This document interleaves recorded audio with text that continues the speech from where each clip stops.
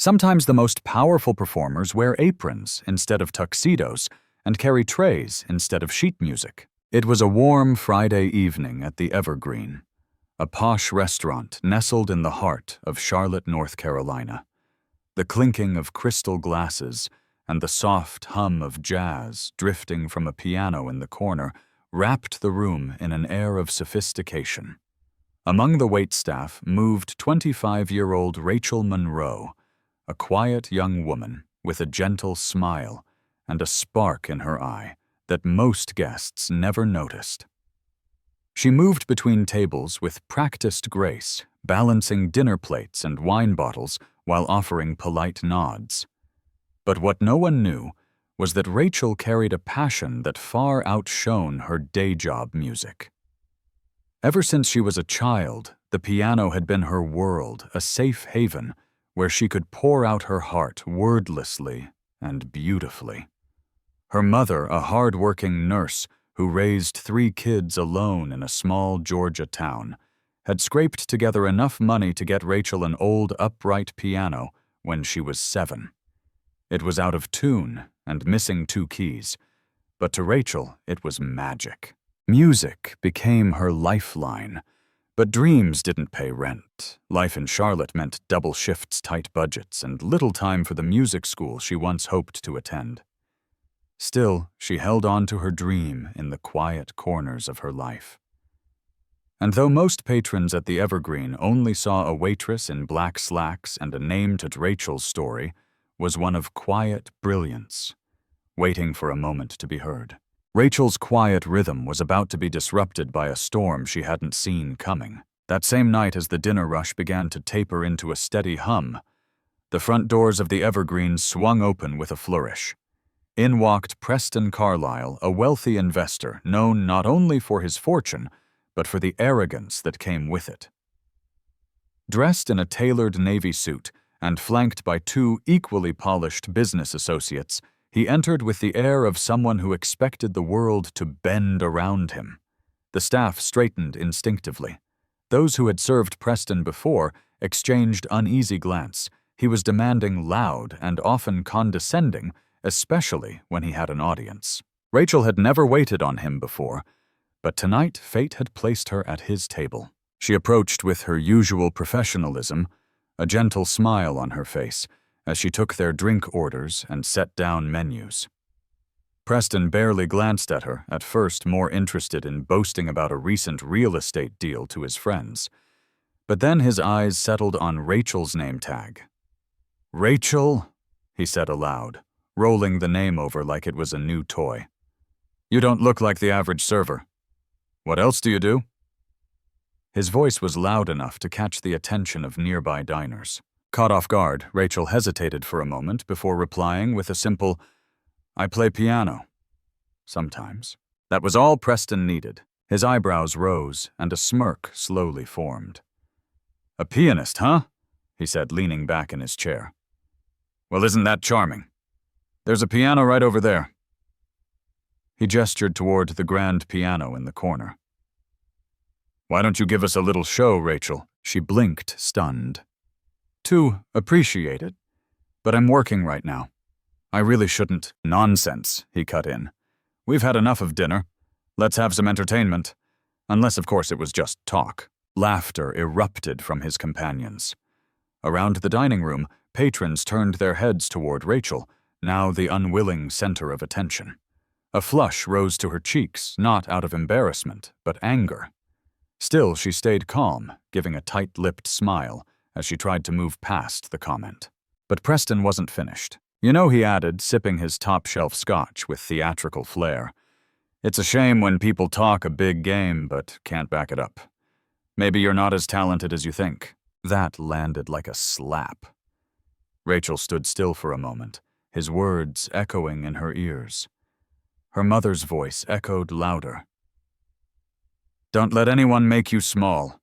You're bigger than they'll ever see." She looked at Preston, then at the piano. Something shifted inside her. She set the tray down gently and turned toward the grand piano, without a word. The murmurs grew louder, the air thick with anticipation.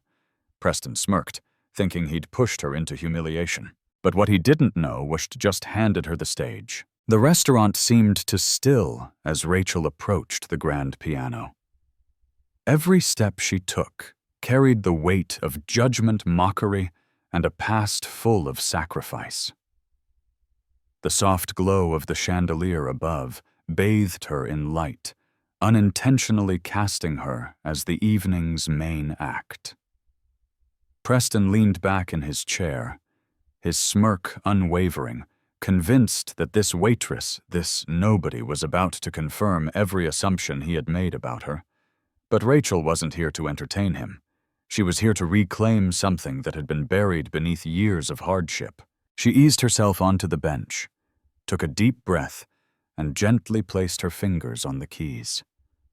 They felt cold, smooth, familiar.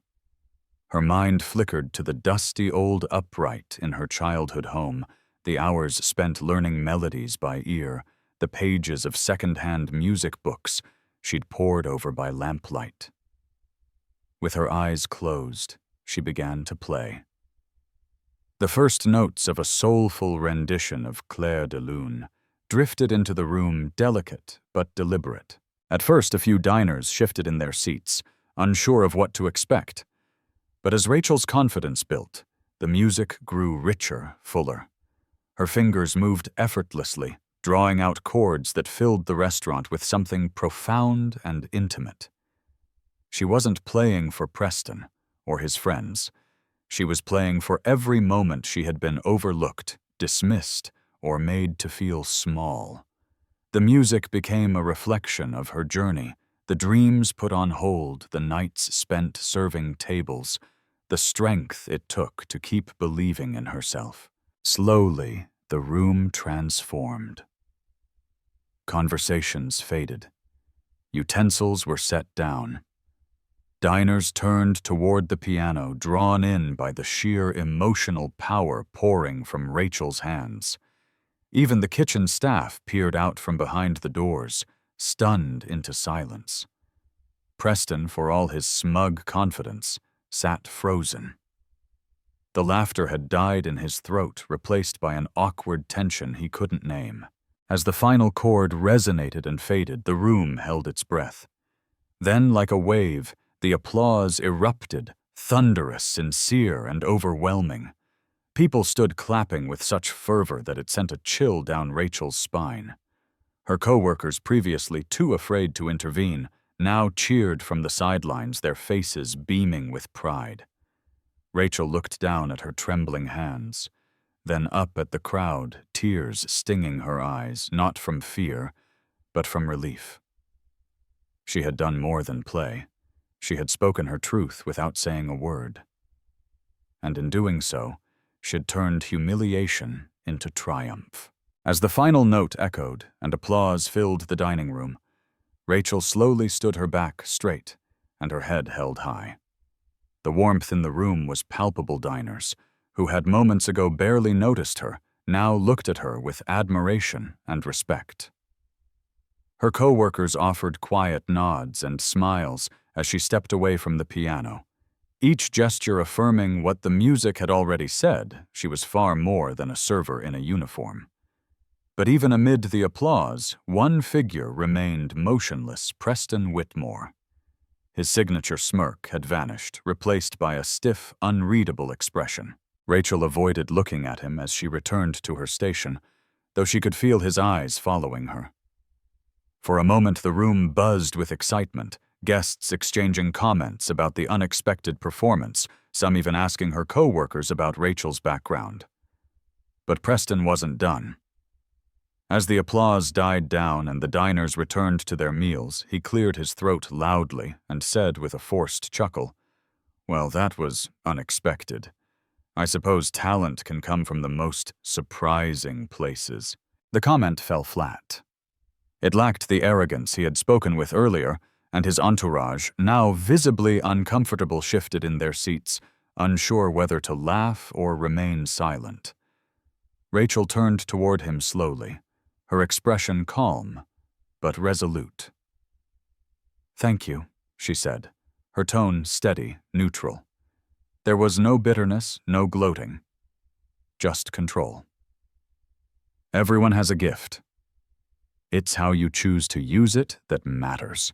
Her words landed like a stone in a still pond, subtle, but unmistakably sharp. The restaurant fell into an uneasy silence again. Preston leaned back in his chair, clearly unnerved.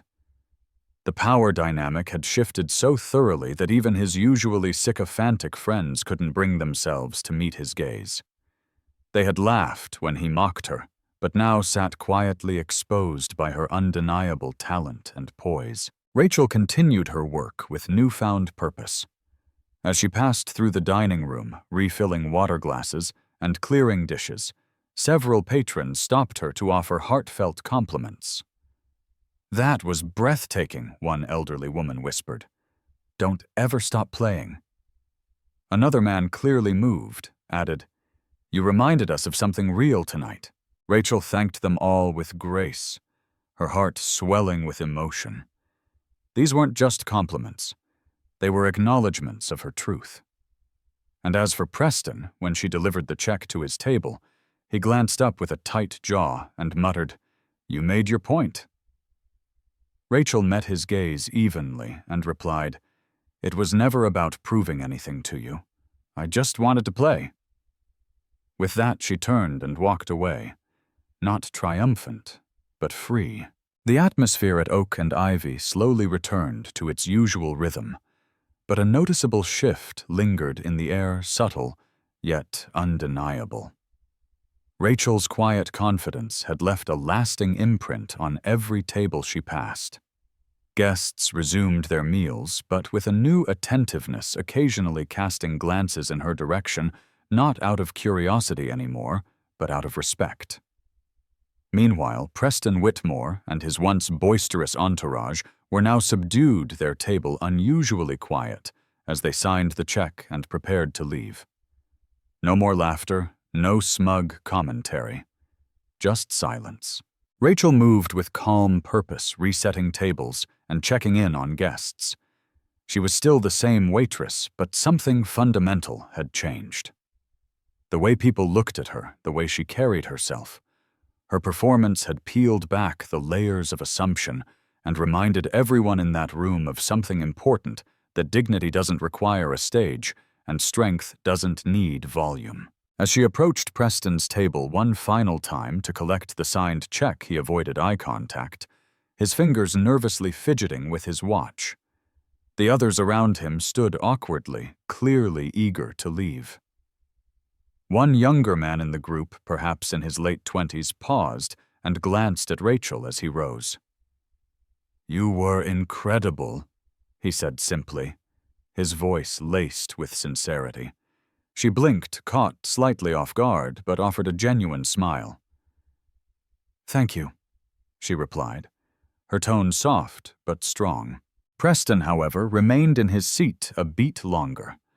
Then, in an attempt to salvage some sense of pride, he muttered, "Guess you never really know who people are."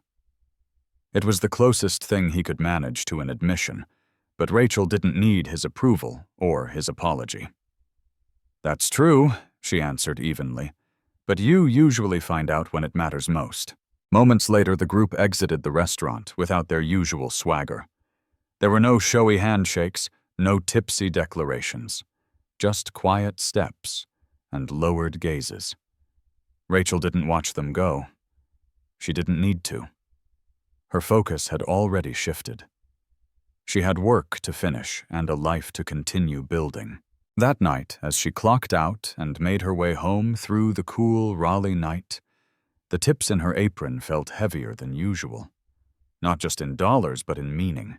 She had received more than generous praise. Diners had been moved to support her in tangible ways, enough to cover her rent and even enroll in a local masterclass she had been eyeing for months. Rachel walked slowly, savoring the evening air, her breath visible in the light mist.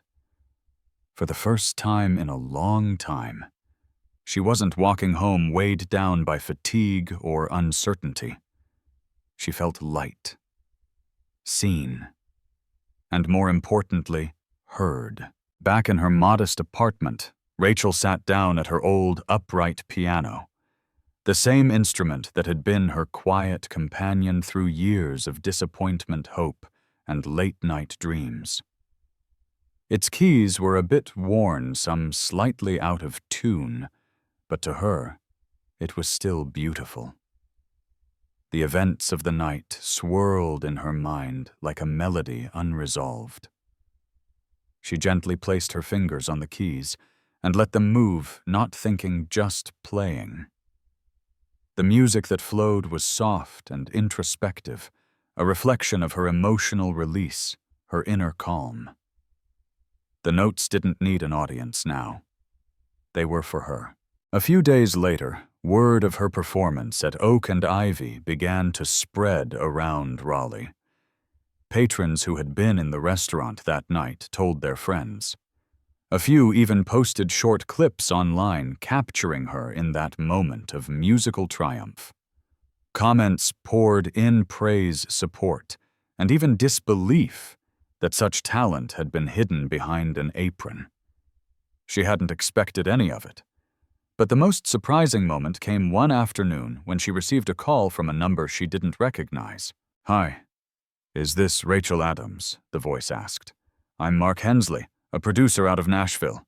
I was in Oak and Ivy the night you played, and I haven't been able to stop thinking about it." Rachel froze for a moment, unsure if it was real.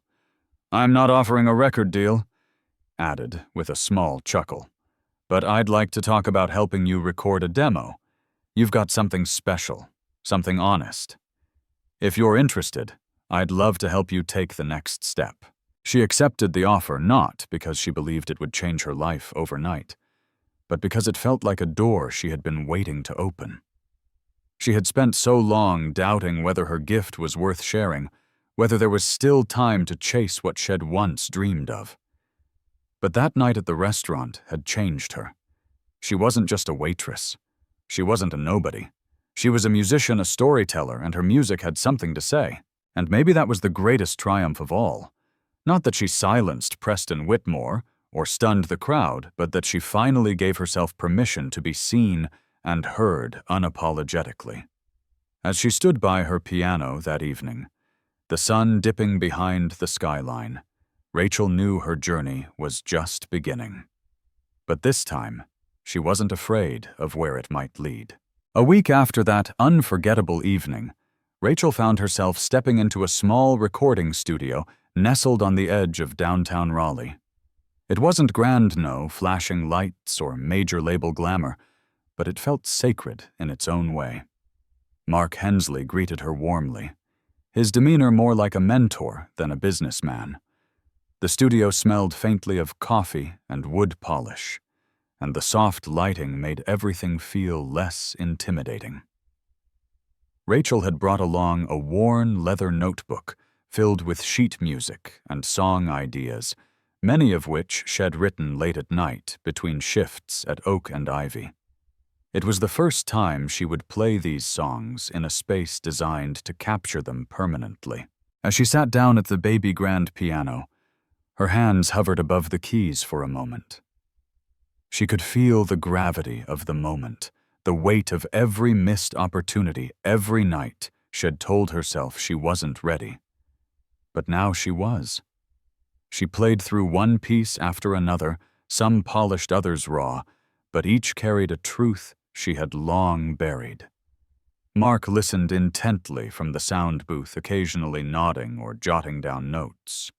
When they paused for a break, he stepped in and said, "You know, Rachel, there's something rare in the way you play. It's not just technique, it's honesty. People are starving for that."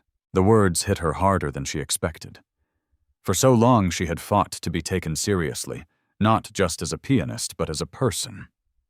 Society often placed people like her, young black working class, into quiet corners. Leonard Grayson had done exactly that, thinking he could mock her and then dismiss her. But that moment she chose to play had changed the script. Now people weren't just listening, they were connecting. Back at the restaurant, the atmosphere had changed as well. Her coworkers treated her with newfound respect. Customers occasionally asked if she was the pianist from that night, and she would smile humbly and nod. Even the restaurant manager had started discussing the idea of having her perform live on weekends. Rachel didn't know what the future held, whether her music would ever reach beyond her city, but that no longer mattered in the same way. She had reclaimed her voice and opened a door she never thought would be within reach again. And for the first time in years, she wasn't walking through it with fear. She was stepping forward with purpose. As Rachel walked home that evening, the soft hum of traffic and the buzz of street lamps felt different, warmer, calmer. The memory of the studio session still lingered in her fingers, like echoes of something meaningful left behind in the keys. When she arrived at her small apartment, she didn't rush to cook or turn on the TV. Instead, she sat quietly at her old upright piano, the one that had carried her through all those years of doubt and quiet hope. She played not to practice or impress, but simply because it felt right. Music had always been her truth, and now the world was finally listening. In the following days, more doors began to open, local invites to perform at CAFUS, a teacher from the music conservatory calling to offer a scholarship assessment. Rachel didn't feel overwhelmed. She felt grounded. The shame Leonard had tried to drape over her that night had burned away in the heat of her own courage. She hadn't needed to shout or defend herself. Her music had spoken loud enough. Sometimes the world will try to box you in, belittle your worth, or make you question your gifts. But the truth is, no one can take away what's truly yours. Your voice, your talent, your dignity. When you stand firm in your truth, even in the face of mockery or doubt, you inspire others to do the same. If Rachel's story moved you, leave a comment below. Tell us what dream you're holding on to. Don't forget to like, share, and subscribe to our channel for more stories of quiet strength and real-life courage. Your journey matters, and it could be the next one we tell.